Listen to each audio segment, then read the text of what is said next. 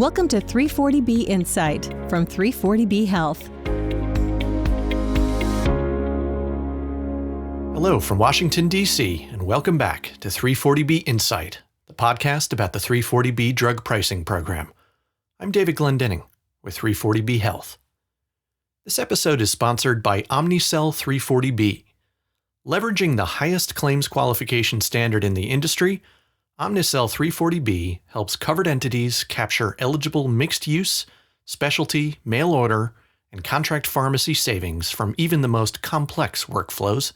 Its dedicated client teams focus on delivering an exceptional service experience while advocating for its clients in support of the 340B program.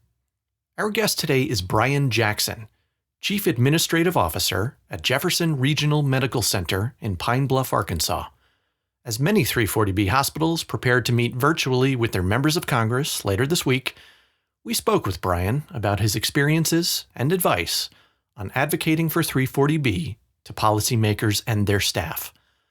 But before we go to that interview, let's take a minute to cover some of the latest news about 340B.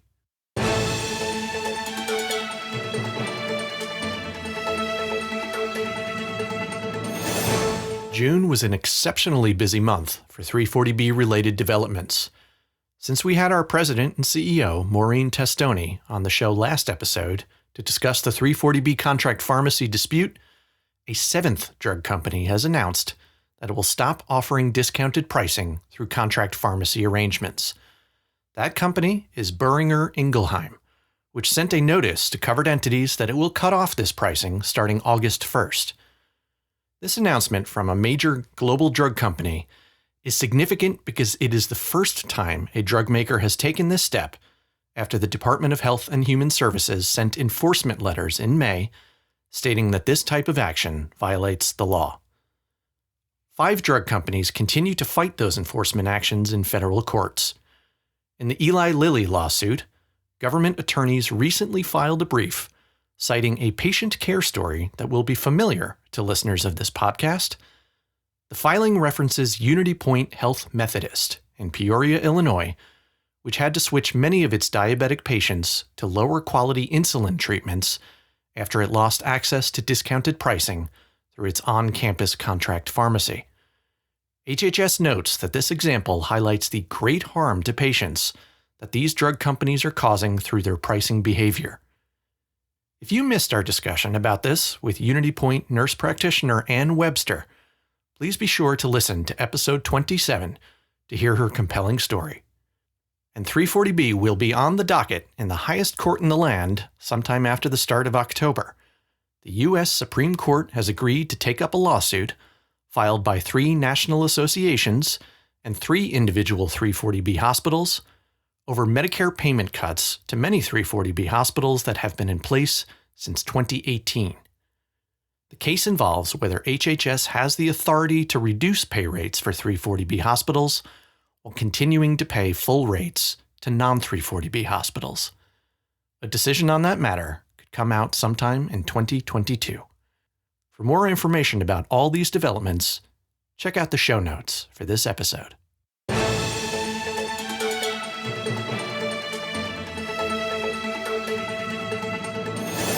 And now for our feature interview with Bryan Jackson. Bryan has significant experience and success advocating for 340B, his hospital, and its patients with federal and state lawmakers. We know those of you contemplating 340B advocacy activities of your own will find value and inspiration in what he has to say about that important work. Miles Goldman recently sat down with Bryan. Here's that conversation. Thank you, David. I'm joined by Bryan Jackson, the Chief Administrative Officer at Jefferson Regional Medical Center. Bryan, I've spoken with you at a number of our recent Hill Days, and so I'm excited to hear your insights about preparing for and participating in advocacy to policymakers and their staff. Welcome to 340B Insight. It's my pleasure, Miles. Let's start just really from the beginning. Why do you spend some of your time advocating for 340B? I work for a single, independent, community-based hospital that is located in Southeast Arkansas, So we are in a region, and the community we serve of 11 counties has a lot of socioeconomic challenges. I would say that our community of about 200,000 people is the textbook example for who 340B is intended to help. And so whether it's 340B or other advocacy topics, I feel pretty passionate about doing anything I can to help support our community and their healthcare needs. How much time would you say you spend on advocacy? It varies. There are some times when we're getting ready for a visit to Washington, D.C., or here more recently for virtual visits that, I'll spend, maybe 4 or 5 hours in a week preparing. But then there are other times in the year when it's not really, there's just not much going on. And so not really much time at all. Well, I think that's good for our listeners to know, because obviously many of them are not primarily focused on advocacy in their day-to-day job. What skills do you think are most important when you're working on advocacy? I think the most important skill is being efficient with your communication.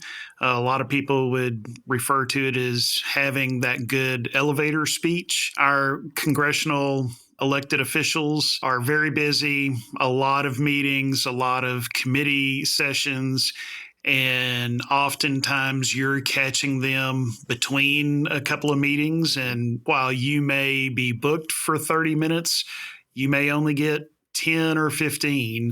And so you want to be prepared with the message you want to deliver to be able to get it in that short period of time. And then if they have more time, that's great. And you can answer questions or exchange in some good dialogue. But you really want to be able to efficiently deliver your message in case that's all the time they have. You've been a consistent advocate for 340B for several years now. What are the current 340B issues you're raising with your lawmakers?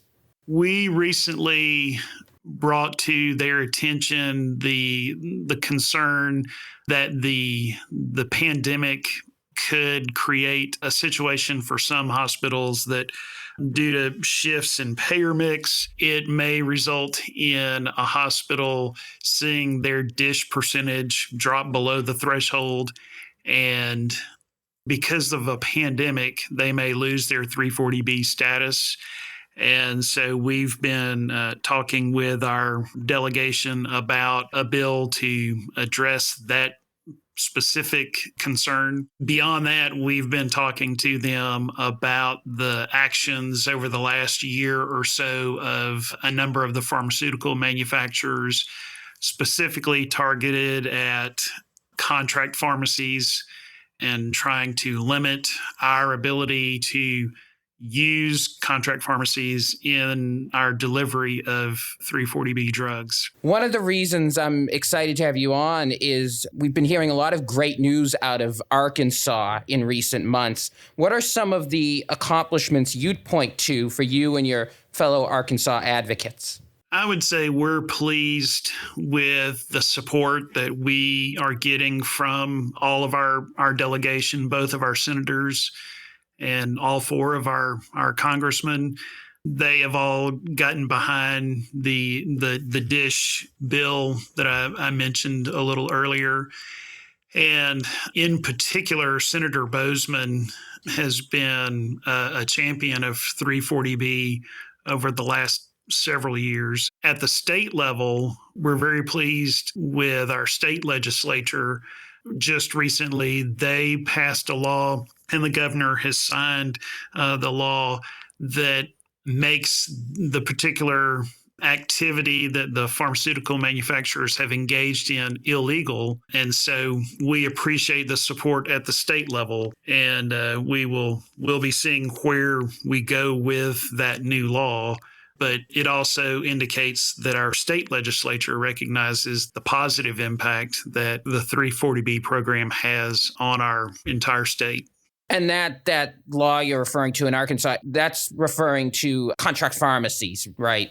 Right. As I understand it, it basically makes it illegal to exclude a transaction with a contract pharmacy if that same transaction would be legal directly with the hospital and its pharmacy. We've been seeing from the members of the delegation, as you referenced, press releases and tweets supporting 340B. And, given that 340B, as we both know, and our listeners, I'm sure know, is more of a niche issue to the general public, that's not something we see every day. Right. And I think that is the result of myself and others here in Arkansas who have continued to follow up several times a year with the members of our delegation to keep it on their mind and on the mind of their staff who focus on healthcare issues. And their press releases, their tweets indicate that we're getting that message across and it's sinking in and taking hold. So would you say that's been the secret to your success and the other advocates in Arkansas?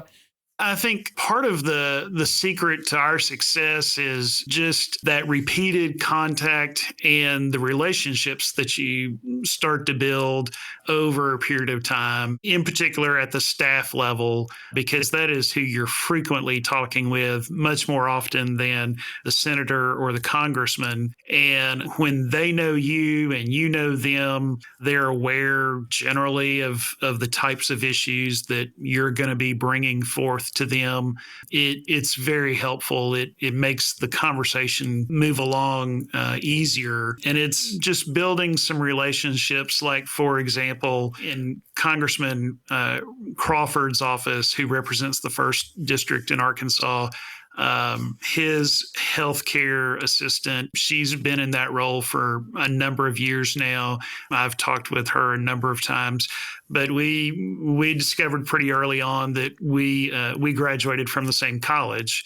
And so we have some common background that gave us a starting point to build a relationship, beyond just the issues of 340B or healthcare. What are some of the other challenges you have experienced more broadly in speaking to lawmakers about 340B? To be honest, with our delegation, I can't say that I've really had tough questions about 340B. And I would say the primary reason is because the program is not funded with federal dollars. That's usually the big hurdle that you encounter on some other healthcare topics is, how much is it going to cost? Who's going to pay for it? How are you going to pay for it? And fortunately, with 340B, we get to move on past that pretty quickly because it is the discounts from the pharmaceutical manufacturers. And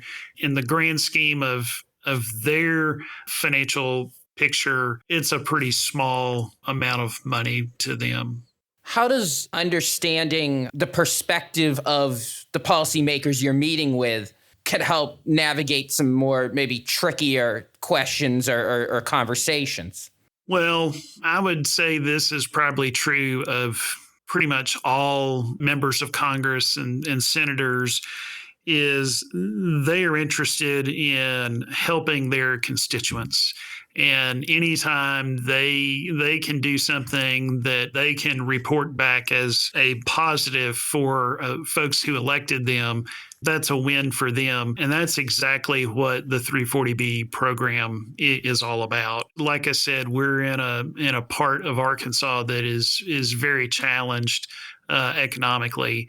And so the 340B program and the resources that it brings to our hospital allow us to provide low-cost insulin for diabetics, which is a prevalent chronic disease in our region. And it allows us to help provide low-cost or no-cost discharge medications to help patients once they've gone home to continue their treatment and help improve their health while avoiding a readmission back to the hospital, which can be costly and certainly is not in the best interest of the patient. You bringing up the ways your hospital uses its 340B savings makes me think of impact profiles. We hear from many of our hospital members that they use their impact profile in these meetings with policymakers. So tell us more about the impact profile and why it's so important for advocacy. Well, the impact profile is something that you can leave behind, and those pieces of information are always good because your meetings are often pretty short, and whether it's the congressman or the senator or it's their staff, by the end of that day, they've heard a number of presentations and had conversations on a wide variety of subjects. And so having that impact profile that they can refer back to and see what kind of impact the 340B program is having in their community that they represent and the types of people that it's helping, that just reminds them of, the importance of this program and how it benefits their constituents. You're in leadership at your hospital, and I wanted to hear your perspective on this topic. How can 340B professionals work with their leadership and government relations team to raise the profile of 340B within the hospital and ultimately enhance advocacy efforts? At our organization, I'm involved in a number of advocacy efforts beyond 340B, whether it's at the federal level or at the state level. And so while that's certainly not a big part of my job, I'm not a full-time government relations person. We recognize at the senior leadership level the importance in today's healthcare world of maintaining these relationships with our elected officials because of the many topics, the many different things that are going on, whether it's with Medicare and Medicaid and CMS, or at the state level when states are looking at Medicaid funding or the expansion that came out of the Affordable Care Act. Our experience has been that we've learned that the 340B program is right up there in impact with many of these other initiatives. And so for the pharmacists and the pharmacy directors who may be the 340B program lead advocate in their organization, I would certainly encourage them use the impact profile that we just talked about to make sure that their hospital and organization senior leadership understands the importance and can work to get them involved in these advocacy efforts. It's important that our elected officials not only hear from in this case the pharmacy leadership, but from that senior leadership of the organization, and because that communicates how important the program is to the overall organization, not just necessarily one area or one department. That's all really great advice, Bryan. I want to thank you for taking the time to join us today. It's been really interesting to start really diving in deeper to how advocacy works and why it's so important in our efforts to protect 340B. I'm happy to do it. And we are always looking for more organizations, more hospitals to join us in our advocacy efforts. It's important that all members of Congress and all the senators hear from organizations in their respective states that they understand how important this program is to the financial health of the organization, how it provides critical resources to the communities that they serve, and that it doesn't cost a tax dollar, that it's funded by the discounts from the manufacturers. And usually that combination is a winning message. Our thanks again to Bryan Jackson for taking the time to discuss the crucial work of advocacy on behalf of the 340B program and the patients in need who depend on it. We applaud Jefferson Regional Medical Center for its success in reaching out to lawmakers and educating them on the need to protect 340B. Advocacy will be one of many 340B-related topics that will be covered at the upcoming 340B Coalition Summer Conference, which starts July 20th. For those of you attending the conference, be sure to check out the 340B Insight booth in the virtual exhibit hall. Our next episode will be coming to you from the conference, so we look forward to connecting with you there. If you've not registered yet, there is still time to do so using the link in the show notes. In the meantime, we welcome your questions, episode ideas, and feedback. You can email us at podcast@340bhealth.org. We will be back in a few weeks. As always, thanks for listening, and be well.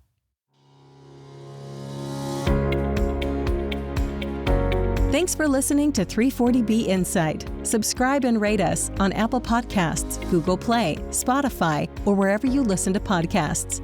For more information, visit our website at 340bpodcast.org. You can also follow us on Twitter at 340bhealth and submit a question or idea to the show by emailing us at podcast@340bhealth.org.